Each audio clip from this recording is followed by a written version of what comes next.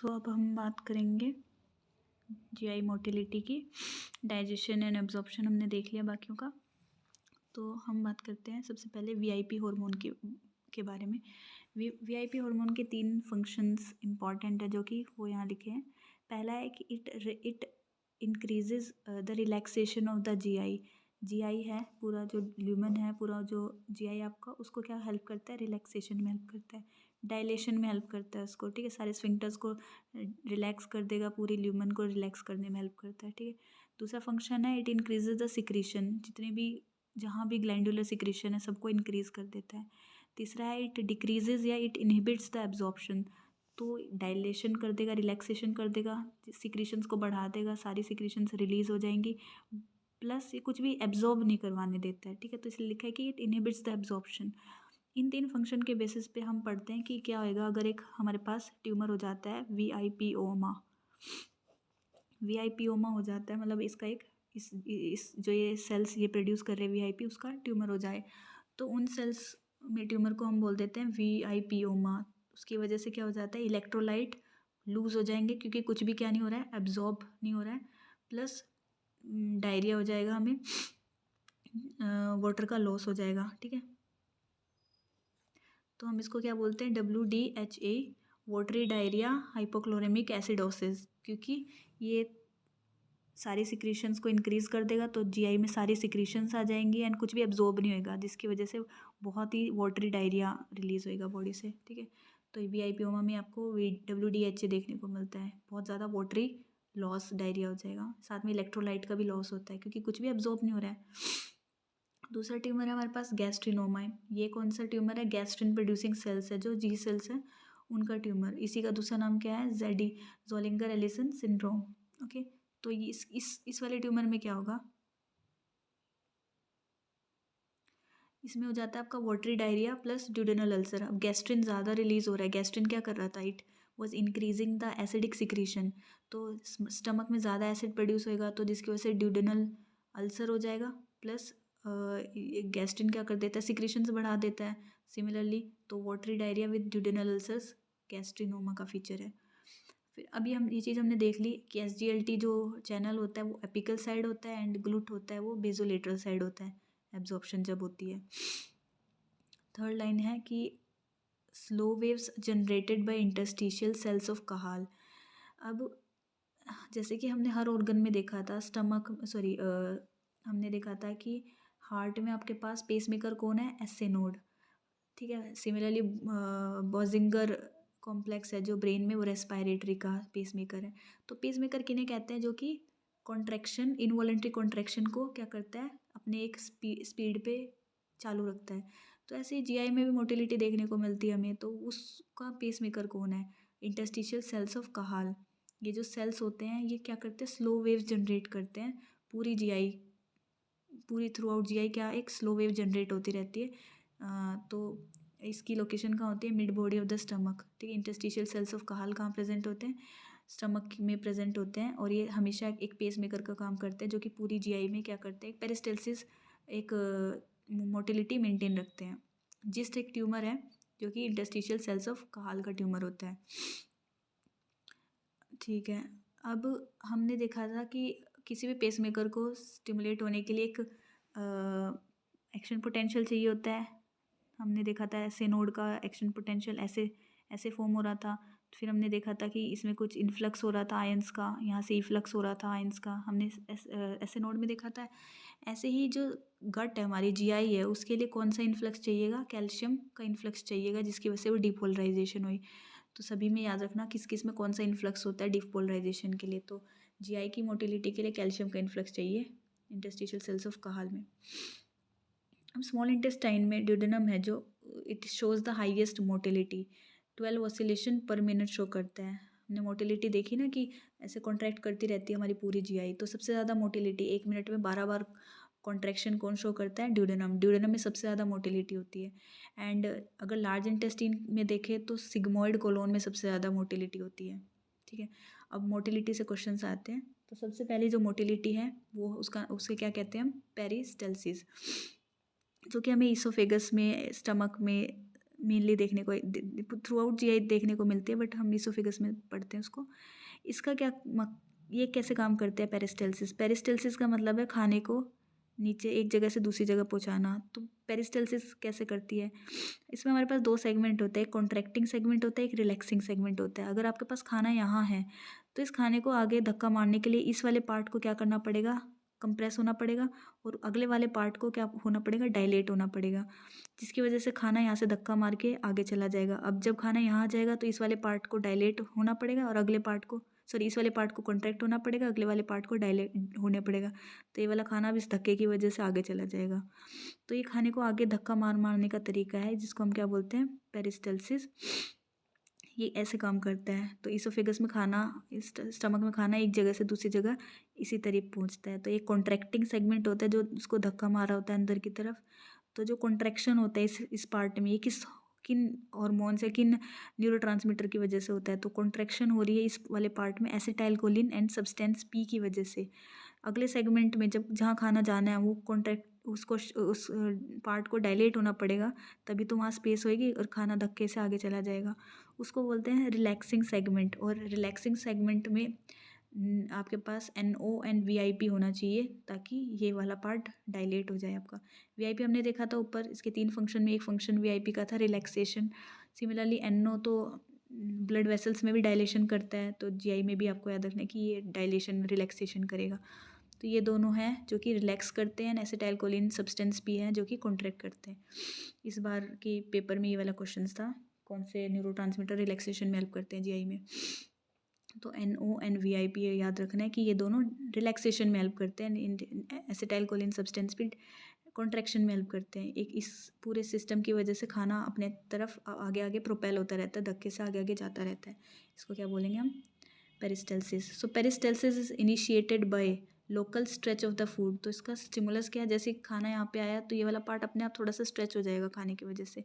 That creates the signal कि अब पेरिस्टल्सिस शुरू करनी है। तो ये जो सिग्नल है ये किसकी हेल्प से होता है? सेरोटोनिन। तो ये सेरोटोनिन हार्मोन फिर से आपका हेल्प करता है पेरिस्टल्सिस को इनिशिएट करने में। अब आते हैं आगे कुछ रिफ्लेक्सेस हमारे पास। पहला रिफ्लेक्स है एंटेरोगैस्ट्रिक रिफ्लेक्स। एंटेरोगैस्ट्रिक रिफ्लेक्स एंटेरोगैस्ट्रिक रिफ्लेक्स में क्या है? एंटेरोगैस्ट्रिक मतलब एंटेरो हम किसके लिए यूज़ करते हैं word? Small intestine, and gastric stomach.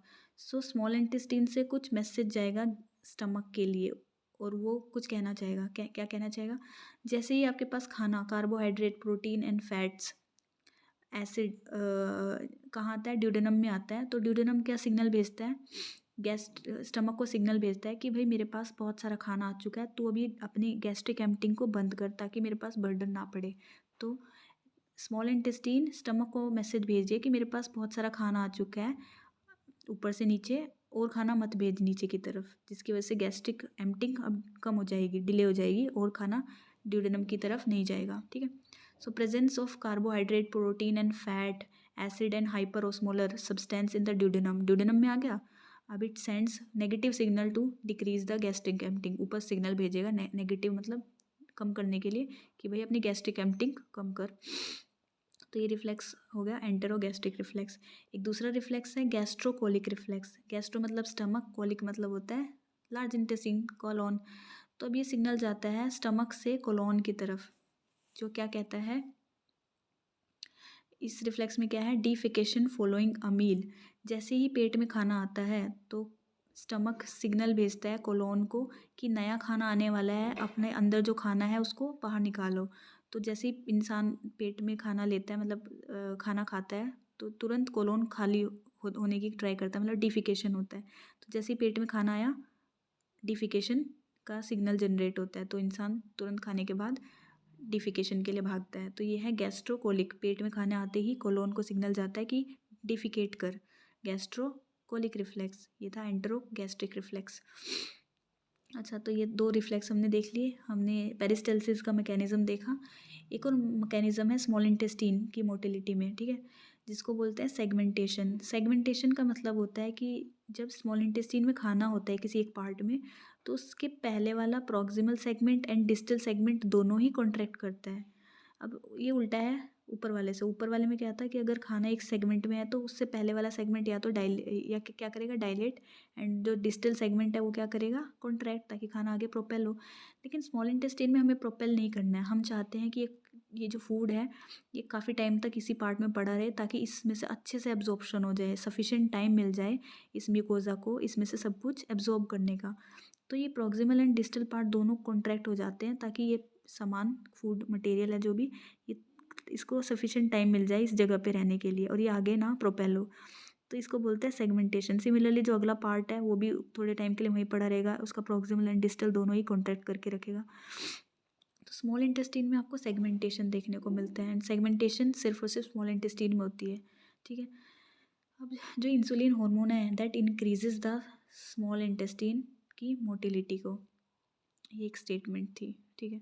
तो small intestine occurs only in the small intestine, segmentation occurs only in the small intestine. Segmentation में प्रॉक्सिमल एंड डिस्टल दोनों ही कॉन्ट्रैक्टेड होते हैं। ये हमने पुरानी वीडियो में देख लिया कि गैस्ट्रिन, हिस्टामिन एंड एसिटाइलकोलिन ये क्या करते हैं, एसिड को बढ़ाते हैं, and GIP, secretin, CCK, prostaglandin ये डिक्रीज करते हैं एसिड को। Succus entericus is release by epithelial cells of the small intestine, ये लाइन भी देख ली। अभी एक कॉन्सेप्ट और है, एमएमसी, माइग्रेटरी मोटर कॉम्प्लेक्स, ठीक है। तो इसका मतलब इसे क्या कहते हैं, sweeper of the GI. Sweeper of the GI का मतलब बताती हूँ। जैसे कि सपोज आपके पास है पूरी इतनी लंबी जीआई है, ठीक है, आपने खाना एब्जॉर्ब कर लिया, डाइजेस्ट कर लिया, ठीक है। अब ये जो खाना था ये आगे चला गया, अब नया खाना आना है, लेकिन बॉडी ट्राई करती है कि जो बचा कुचा थोड़े बहुत पीस अनडाइजेस्टेड फूड हो गया या फिर कुछ पीस रह गए पीछे, मीन खाना तो मीन डाइजेस्टेड फूड तो आपका आगे चला गया, अब ये भी क्लीन हो जाए। तो बॉडी में क्या होता है कि पूरी यहाँ से लेकर के, शुरू से लेकर के एंड तक एक कॉन्ट्रैक्शन जनरेट होती है, जो कि क्या कर देती है, इस जो बचे कुचे फूड में भी क्या कर देती है, उसको स्वीप कर देती है, सफाई कर देती है, उसको आगे की तरफ धक्का मार देती है, ताकि ये आपकी पूरी जीआई क्या हो जाए, क्लीन हो जाए, ठीक है। और ये कब होता है, जब इंसान खाना ना खा रहा हो। इसलिए फास्टिंग पीरियड में आपने खाना खा लिया, खाने के बाद नेक्स्ट मील और पहले मील के बीच में आपके पास कुछ टाइम होता है, उस टाइम के दौरान ये पूरी जीआई में कुछ कॉन्ट्रैक्शन जनरेशन होती है, जो कि पूरी जीआई की सफाई करती है, स्वीपर, इसलिए इसको स्वीपर ऑफ जीआई बोला है इस वाले मैकेनिज्म को। जो बचा कुचा खाना होता है उसको भी साफ़ करके आगे ले जाती है, ताकि नए खाने आने के लिए आपके पास सफिशिएंट स्पेस हो। तो इसलिए इसको माइग्रेटरी मोटर कॉम्प्लेक्स बोला है, कि ये माइग्रेशन एक जगह से दूसरी जगह मतलब पूरा कॉन्ट्रैक्शन करते करते सफाई कर दे। Sweeper of the GI once in every 90 minutes during fasting. जब इंसान खाना ना खा रहा हो तो 1.5 घंटे तक एटलीस्ट सबको एक खाने दूसरे खाने के बीच में मिनिमम 90 मिनट्स का टाइम रखना चाहिए, ताकि ये सफिशिएंट काम कर दे और आपके पूरे जीआई को क्लीन कर दे। इसकी जो स्पीड होती है 5 सेंटीमीटर पर मिनट, 5 सेंटीमीटर सफाई कर देता है 1 मिनट में, ठीक है। मोटिलिन हार्मोन इसको क्या करता है, कंट्रोल करता है। इसलिए हम फार्मा में पढ़ते हैं ये वाली लाइन, कि जो एरिथ्रोमाइसिन है, मैक्रोलाइड है आपके पास, एरिथ्रोमाइसिन, वो मोटिलिन को स्टिमुलेट करता है, मोटिलिन हार्मोन को स्टिमुलेट करता है, और मोटिलिन क्या करता है, क्लीनिंग करा देती है। तो इसलिए एरिथ्रोमाइसिन एक तरीके से आपका एमएमसी को बढ़ाता है। तो जिन लोगों में गैस्ट्रोपेरेसिस होता है, मतलब जीआई मोटिलिटी वीक होती है जिन लोगों में, खासकर ओल्ड एज में वगैरह में, तो उनमें आप एरिथ्रोमाइसिन यूज़ करते हो एज अ ट्रीटमेंट, जिससे कि उनकी मोटिलिटी हो जाए और जीआई साफ़ रहे। तो एरिथ्रोमाइसिन का याद रखना, एमएमसी इंक्रीज़ करता है मोटिलिन पे काम करके। ये वाला एमएमसी का कॉन्सेप्ट था। अब ट्रिप्सिनोजन, ये वाली बात हमने पीछे कवर कर ली। ट्रिप्सिनोजन पेंटेरोकाइनेज एसाइज स्मॉल इंटेस्टाइन से आता है, ट्रिप्सिन में कन्वर्ट कर देता है। काइमोट्रिप्सिन एंड ये दोनों एंडोपेप्टिडेज होते हैं, एंड कार्बोक्सीपेप्टिडेज एक्सोपेप्टिडेज है। अच्छा हाँ, लार्ज इंटेस्टाइन में आपके पास हॉस्ट्रेशन होता है, एंड इसमें क्या शो होती है, मास मूवमेंट। अब हॉस्ट्रेशन किन्हें कहते हैं, हम देखते हैं ना लार्ज इंटेस्टाइन में हमारे पास ऐसे ऐसे ऐसे होते हैं। तो ये जो है आपके पास, ये क्या है, ये हॉस्ट्रेशन है। ये किसकी वजह से डेवलप हुए, हमें पता है लार्ज इंटेस्टाइन में हमारे पास 3 टीनिया कोलाई होते हैं थ्रू आउट लेंथ, ठीक है। ये टीनिया कोलाई स्ट्रेट होती है। अब इनकी लेंथ पूरी जीआई लार्ज इंटेस्टाइन की लेंथ से छोटी होती है, जिसकी वजह से ये थोड़े थोड़े ऐसे ऐसे होने लग जाते हैं, क्योंकि ये लेंथ छोटी है और ये लेंथ इतनी है, बट उसको इसी पार्ट में आना है, तो ये ऐसे ऐसे ऐसे ऐसे हो करके होस्ट्रेशन देते हैं, इनको क्या बोलते हैं, होस्ट्रेशन। तो इसकी वजह से मास मूवमेंट देखने को मिलती है। तो ये भी एक लाइन याद रखना कि mass movement is seen in large intestine due to haustration. अच्छा, एक्सटर्नल एनल स्फिंक्टर है, उसको पिडेंटल नर्व सप्लाई करती है। तो ये वाला भी कॉन्सेप्ट था।